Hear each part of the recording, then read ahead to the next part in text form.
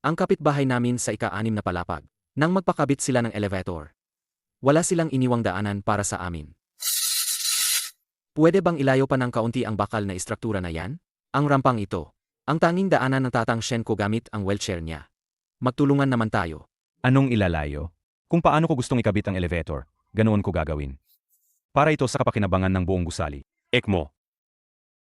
Nang malaman ko kalaunan, ang pagmamay-ari ng boiler room sa unang palapag, agad akong naghukay na malalim na butas. 3 metro ang lalim, sa mismong daanan ng elevator. At doon ko inilibing ang lahat ng palamuti nila para sa kasal. Hoy, ano yang hinuhukay mo? Paano makakapasok ang sasakyan ng kasal ko? Tama ka. Sarili kong lupa ito.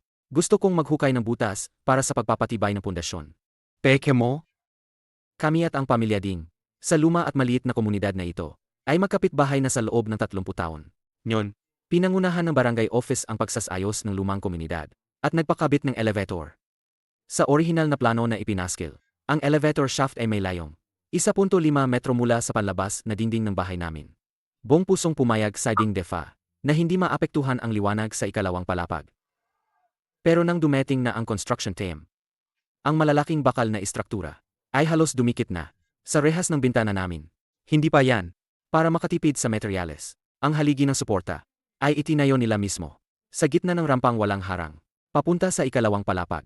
Iyon ang pinagkagastusan ko para sa tatang Shen kong paralisado. Binago ang plano, naintindihan mo ba? Ang lupa na yan ay paasalaha. Kung sino ang umangkin, sa kanya na. AME. Kung kaya mo, ay demanda mo ako. Kung wala kang permit, huwag kang magsayang ng laway. Sa harap ng mga walang hiya na to, walang silbi ang pakikipag-usap ng maayos. Kung gagamitin mo ang fire exit at karapatan sa liwanag para takutin sila, isipin lang nila na nakikialam ka. Ang moralidad at pagiging makatao sa harap ng mga walang hiya ay mas masahol pa sa tayo ng aso. Nga pala, ang anak ni Ding Defa, si Ding Qiang, ikakasal sa susunod na linggo para magkaroon ng dobleng celebration. Lihim na sinuhulan ni Ding Defa ang construction team para baghin ang posisyon. Ang elevator shaft ngayon ay hindi lang nakaharang sa balkonahe namin, kundi wala nang kahit kaunting espasyo para makadaan. Tay, huwag kang mag-alala. Ako na ang bahala dito. O ano, si Shen Yiming, nagpapanggap na kung sinong importante. Ayaw mo nang nakaharang, di lumipad ka. Ding Qiang, ito ang tanging daanan ng tatay ko para makapagpa-check up. Ang tanging daanan. Nilagay mo ang poste dito. Paano dadaan ang wheelchair niya? Buhatin mo na lang siya. Bakit lahat na nakatira sa ika-6 na palapag? Kailangan mag-adjust para lang sa isang lumpo sa inyo. Palitan ng plano. Ding Defa, napagkasunduan natin na mag-iwan ng 1.5 metro. Ngayon, wala ka nang ibinigay kahit kalahating metro. Gusto mo kaming patayin? Ay, tatang Shen. Huwag kang magsalita ng ganyan. Ang elevator na ito ay para sa kapakanan ng lahat. Gusto kong itayo kung paano ko gusto. Ang rampa na yan ay kapalit ng common area. Malinaw na napagkasunduan na natin ng dalawang pamilya. Hoy, tanda. Tumahimik ka. Huwag ka ring gumalaw. Ang lupa na ito ay akin na ngayon. Inukupa ko na. Anong magagawa mo? Magsumbong ka sa pulis. Ang pulis, makikipag-ayos lang. Tay, bigyan mo kami ng daan para mabuhay. Lalabanan ko kayo. Lalaban. Anong ipalalaban mo? Yang basura mong anak. Maliban sa pagguhit ng ilang sirang disenyo, ano pa ang kaya niyang gawin? Halika, suntukin mo ako. Subukan mong galawin ako. Ikakasal ako sa susunod na linggo. Kulang ako sa pera para sa dote. Kung galawin mo ako, ipapabayad ko sa iyo ang lahat ng ari-arian mo. Ding Qiang, may tanang aso sa sapatos mo. Yiming, labanan mo sila. Tse. Tay, huwag mong dungisan ang iyong kamay. Hindi sulit makipag-away sa magatulisan. Alam kong duwag ka lang. Nababaliw ka na ba sa pagbabasa ng libro? Sige, ikabit niyo ang elevator niyo. Sige, sakupin niyo ang daanan. Magkaroon kayo ng magandang kasal. Ding Qiang, ito na siguro ang huling beses na magiging masaya ang pamilya niyo.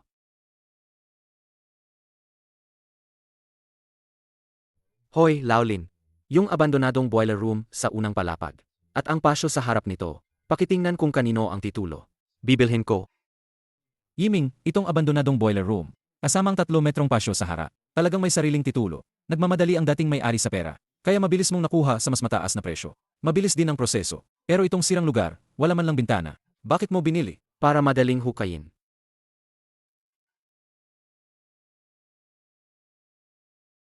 Anong tinitingin-tingin mo? Hindi ka pa nakakita ng nagtatrabaho. Umalis ka nga diyan. Huwag mong harangan ang paggawa ko ng pader. Ding Qiang, umabot na ang puting linyang yan sa boiler room. Sa harap ng pinto, ito ay pampublikong atrium. Bakit kayo nagtatayo ng pader? Pampubliko, kalokohan. Malapit nang ilagay ang pundasyon ng elevator. Ang atrium na ito ay perpekto para gawing pribadong entrance hall para sa bahay namin. Maglalagay kami ng pulang karpet bago ang kasal. Maliwanag. Bakit? May reklamo ka? Yiming, nakapag-aral ka rin.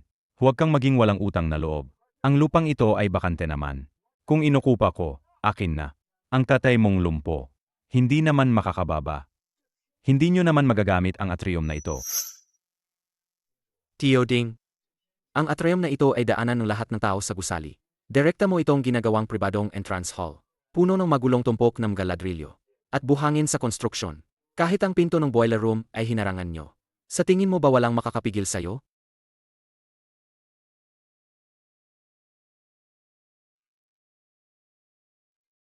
Sino ang pipigil? Hanapin mo. MEA, sasabihin ko sa'yo. Walang kahit anong property management ang subdivision na ito. Sino ang mangangahas humawak ng isang ladrilyo? Babaliin ko ang kanyang binti. Kita mo, ito ang tinatawag na galing. Ang pamilya Shen nakapagpatapos ng kolehiyo. Anong silbi? Nabarado na ang utak. Hindi ka ba makabili ng kondo na may elevator? Simula ngayon, araw-araw kang dadaan sa pribadong espasyo ko. Siguraduhin mong nakayuko ka.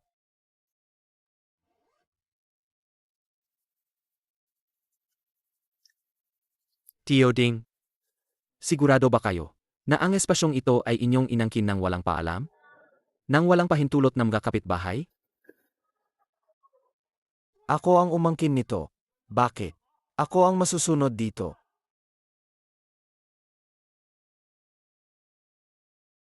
Ito ang tinatawag na nauna, kanya. Kung may reklamo ka, magdemanda ka sa korte.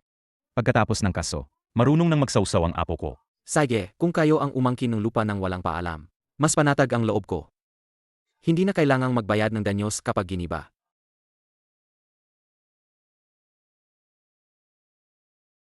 Anong sabi mo? Gibain. Subukan mong galawin.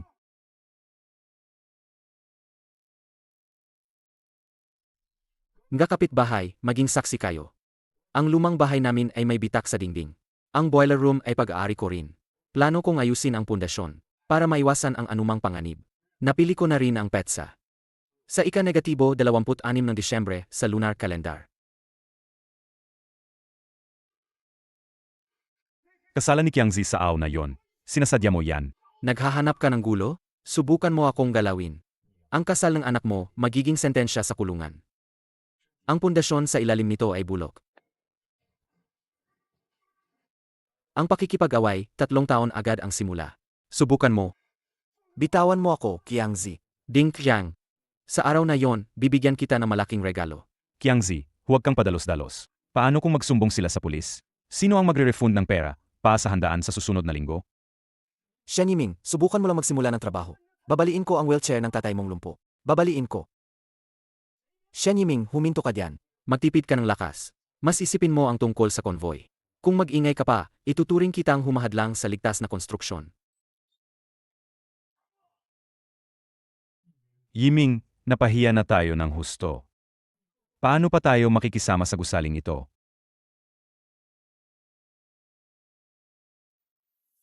Ang kahihiyang idinulot sa tatang. Ibabalik ko yan ng may tubo.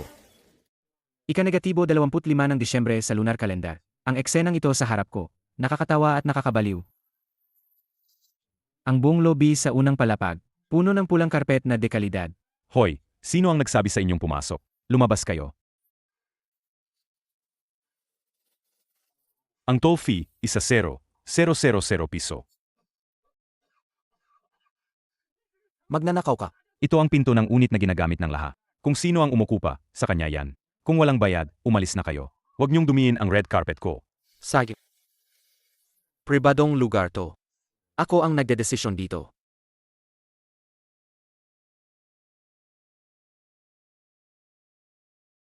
Uy, Shen Yiming, anong problema? Naharangan ka na sa gate. Akala ko ba magaling ka? Kung may loob ka, basagin mo yung gate. Kung takot ka, Dala mo yung baldado mong tatay at alis na. Huwag mo akong galitin. pa, wag na tayong makipag-usap sa kanila. Ganito na lang tayo pinag-aabuso. Hindi na tayo makalabas ng bahay. Pa, maniwala ka sa akin. Tio Ding, Ding Qiang. Hindi kami marunong sa tamang ugali. Talo na kami. Hindi na kami dadadaan dito. Wala naman namang liwanag sa loob ng bahay. Magpapalipat na lang kami sa hotel ng ilang araw. Hahaha, kung ganito na lang sa simula, apos na to. Duwag, alis na. Bukas may dadating na wedding convoy. Huwag niyong ipakita ang mukha niyo sa akin.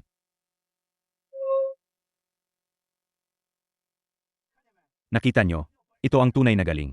Amy, anong kwenta ng pag-aral niya sa college? Sa huli, kailangan pa ring sumunod at magbigay ng lugar sa anak ko.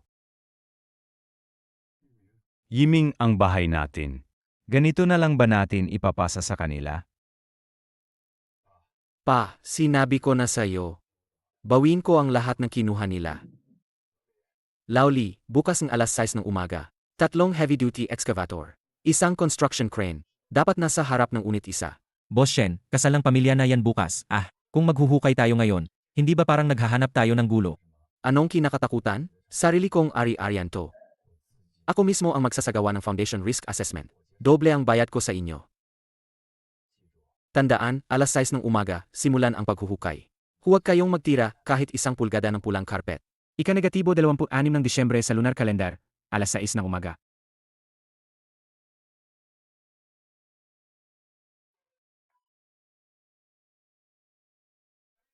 Ay, Kiangzi, ang galing mo. Ang ganda ng ayos ngayon. Tayo ang una sa subdivision. Hahaha.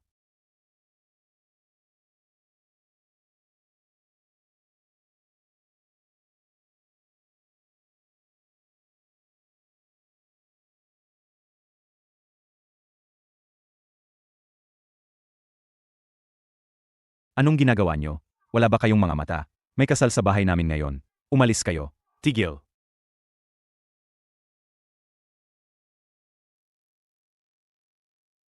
Magandang umaga, Tio Ding.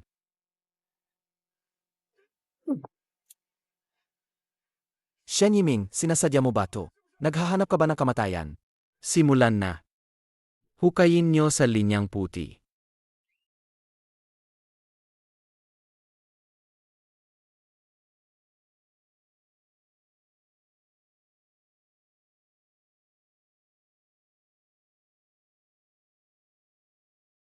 May pumapatay.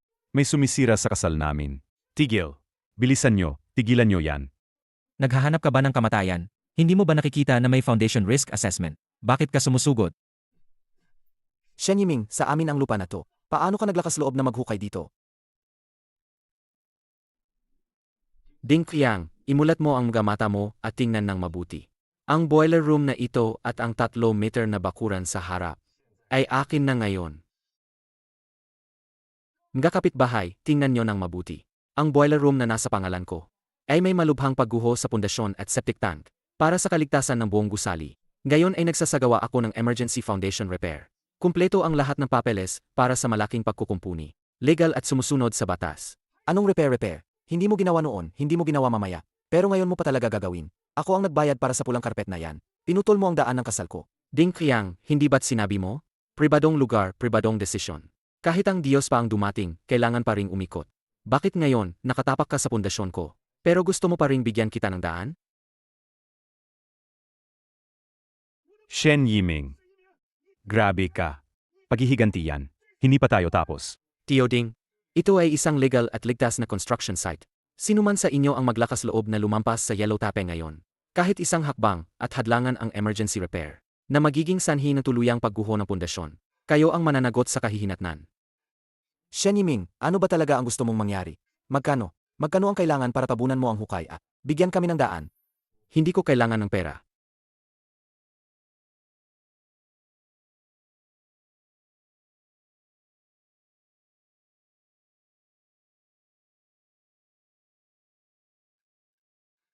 Kuya Qiang, nagmamadali na ang pamilya ng nobya mo. Tinanong nila kung bakit hindi pa umaalis ang konvoy. Malapit nang lumipas ang magandang oras. Galit na ang nanay ng nobya mo, Kuya Qiang. Kung wala ka sa baba ng bahay ng babae bago mag-alas 9, huwag na kayong magpakasal. Nagbigay ng ultimatum ang biyenan. Si Ding Qiang ay labis na nababalisa.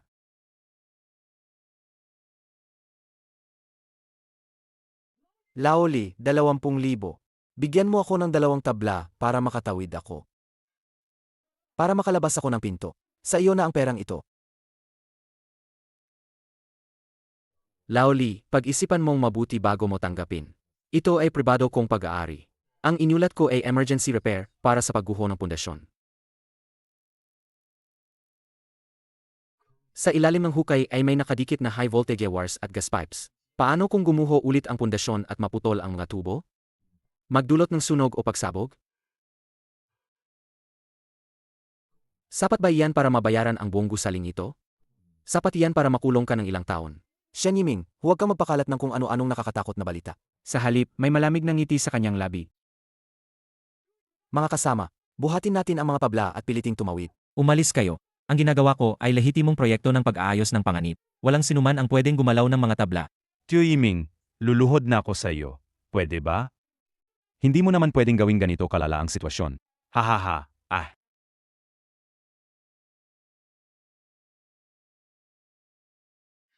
Ang lupaing ito ay paasalaha. Hindi ba hinati-hati lang ito? Kung sino ang umangkin, sa kanya yan. Magsumbong ka sa pulis. Tio Ding. 30 taon na tayong magkapitbahay. Nang idikit mo ang poste sa bintana namin, bakit hindi mo naisip ang pagiging magkapitbahay? Nang harangan mo ang wheelchair ramp ng tatang ko, bakit hindi mo naisip ang pagiging magkapitbahay? Nagsasagawa ako ng pag-ingat sa sarili kong lupa. Bakit mo ako kinakausap tungkol sa pabor? 3 metro lang ang butas na yan. Tatalo na ko diyan. Umatras kayong lahat. Manong. Magtayo ng dike na hindi tinatablan ng tubig sa kahabaan ng linya ng babala.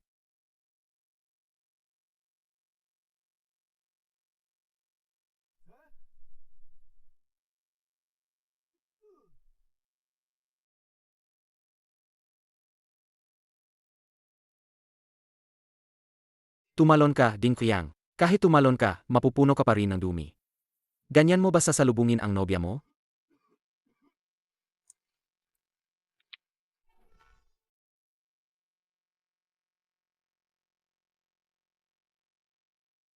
Kung hindi ka magpakita sa loob ng 1-0 minuto, pauwiin ko na ang mga kamag-anak.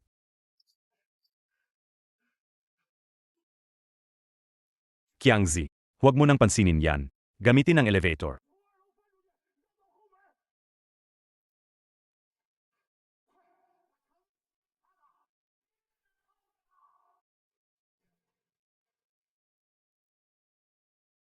Hoy, Yiming. Humanda ka sa akin. Pagkatapos kong sunduin ang nobya ko, gigibain ko ang bahay mo.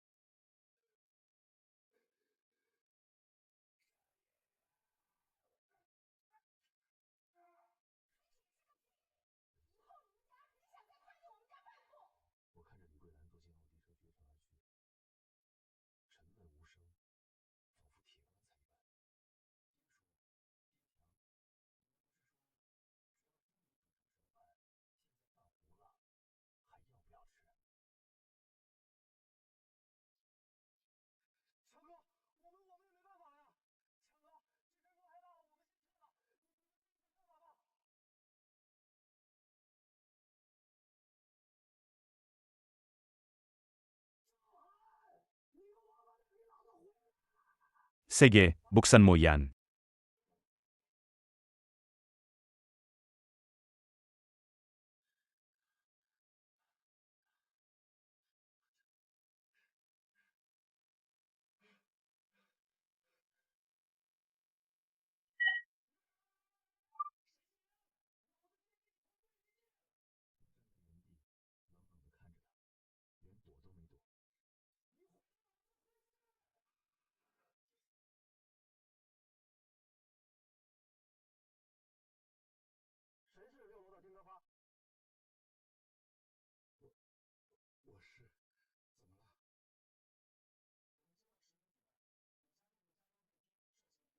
Una, ang hindi otorisadong pagbabago sa estruktura ng suporta ay seryosong nagbabanta sa kaligtasan ng dingding sa ikalawang palapag. Pangalawa, ang iligal na pagkakabit ng pansamantalang kuryente ay nagdudulot ng malaking panganib sa sunog. Pangatlo, kinumpirma lang namin na ang kuponan na nag-install ng elevator para sa inyo ay walang espesyal na kwalifikasyon sa pag-install ng elevator. Ito ay impossible.